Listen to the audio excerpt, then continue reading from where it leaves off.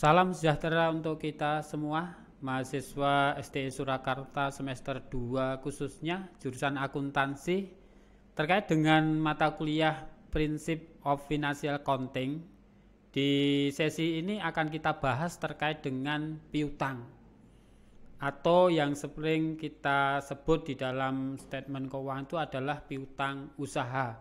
Nah, kenapa di dalam prinsip akuntansi terkait dengan pengakuan, pengukuran maupun munculnya akun piutang di dalam laporan keuangan. Nah, ini diatur di dalam PSAK nomor 1 ya, terkait dengan piutang itu. Nah, yang dikatakan piutang itu adalah klaim perusahaan, baik itu uang maupun barang atau jasa kepada pihak lain akibat peristiwa masa lalu. Nah, jadi munculnya pengakuan pengukuran akan piutang ini nanti yang akan muncul di dalam statement keuangan itu akibat apa? Akibat transaksi, akibat perjanjian baik atas uang, barang maupun jasa kepada pihak lain yang terjadi di masa lampau sehingga apa? Perlu penyelesaian di masa yang akan datang. Nah, sehingga berapa besar jumlah kepada siapa tentunya itu ada di dalam perjanjian atau di dalam kartu piutang nantinya. Nah, di sini ada beberapa jenis piutang. Kalau bicara piutang usaha ya melihatnya terkait dengan usaha atas entitas itu sendiri, mana yang dikatakan atau dikategorikan menjadi piutang usaha.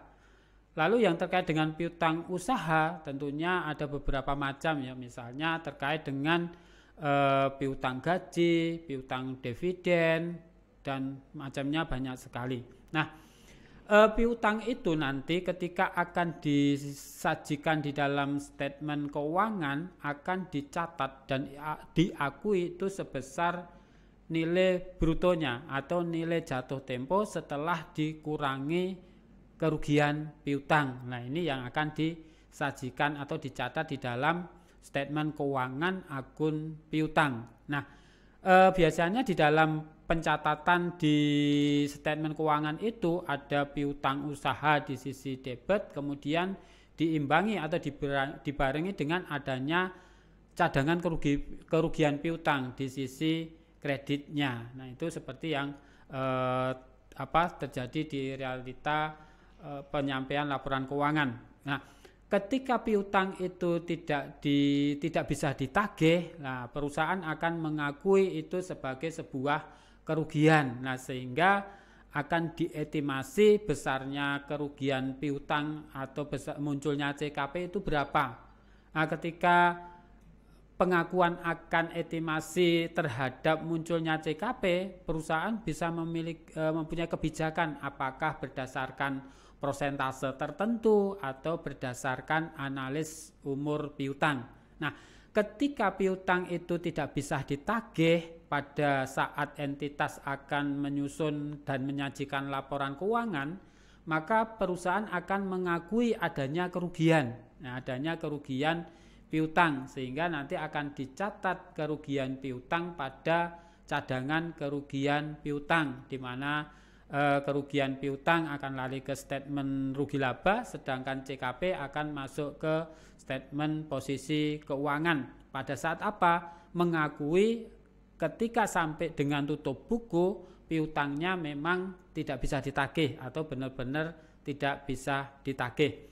Kemudian pada masa aktivitas perusahaan itu berjalan atau masa berjalan, ketika debitur itu pengen melunasi piutangnya, maka piutang itu dimunculkan. Jadi piutang usaha pada CKP, maaf ya di slide ini terbalik ya, ketika dimunculkan ya piutang usaha pada CKP. Tetapi kalau sampai saat tutup buku atau sampai dengan aktivitas perusahaan itu benar-benar tidak bisa ditagih ya maka akan dihapuskan piutang itu, CKP pada piutang. Nah, ini salah satu contoh ketika berdasarkan estimasi di mana sudah diketahui bahwa piutang usahanya 4 juta itu memang tidak bisa ditagih, ya tidak bisa ditagih dari piutang usaha yang tertera di dalam laporan posisi keuangan sebesar 105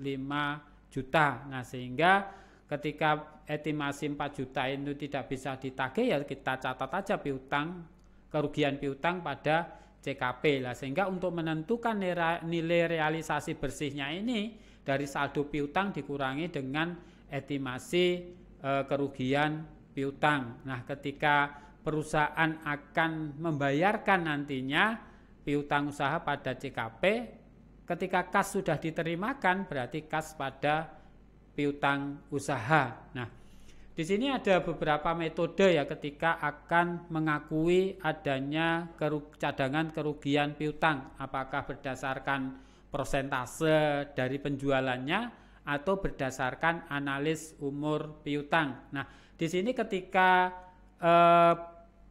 prinsip atau kebijakan perusahaan ketika akan mengakui adanya CKP itu berdasarkan persentase tertentu, misalnya 1% dari penjualan kreditnya, ya tinggal mengkalikan dari persentase estimasi dikali dengan total dari penjualan kredit di periode itu. Nah, sehingga ketika akan dilakukan pengakuan atau pencatatan kerugian piutang pada CKP sebesar 3.500.000 berasal dari apa? Total piutang kredit dikali dengan 1%, di mana itu tidak bisa ditagih. Nah, kalau berdasarkan umur piutang, maka perusahaan harus melakukan tracer data dulu terkait dengan nama-nama pelanggan atau debiturnya. Sehingga dari data-data pelanggan atau data-data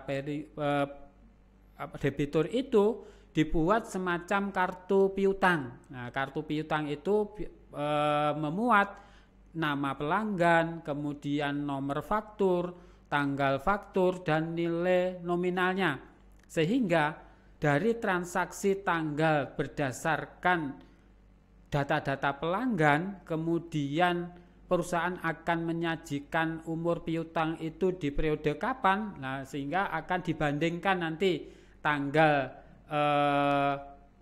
dibuatnya faktur dengan tanggal terjadinya transaksi. Misalnya PTDK itu di atas atau rata-rata di 31 sampai dengan 60 umur piutangnya. Nah, sehingga dari data-data pelanggan atau debitur itu dibuat ke masing-masing analis rentang waktu sesuai dengan tanggal faktur dibandingkan dengan tanggal dibuatnya kartu piutang. Nah, sehingga dari analis umur piutang ini lalu setiap periode bisa ditariknya kemudian dibuat atau dijumlahkan, ya dijumlahkan berdasarkan lama piutang itu bisa ditarik. Nah, sehingga apa? Prosentase akan ditentukan berdasarkan kebijakan entitas, apakah sebelum jatuh tempo 2%, 5%. Nah, ini menurut kebijakan dari entitas itu sendiri lah. Sehingga ketika sudah diketahui rentang waktu yang diinginkan di analis umur piutang, kemudian dijumlahkan dari masing-masing rentang waktu itu untuk apa? Mengakui adanya kerugian piutang atau munculnya CKP yang sesuai dengan analis umur piutang itu sendiri. Nah, kalau berdasarkan data ini akan tersaji 390 US dollar kalau berdasarkan data ini. Nah, sehingga pengakuan dari kerugian piutang akan dicatat kerugian piutang pada cadangan kerugian piutang sebesar 3.390 US dollar berdasarkan data analis umur piutang tadi. Nah, ini terkait dengan analisa pengakuan CKP berdasarkan analis umur piutang untuk mata kuliah piutang usaha. Terima kasih.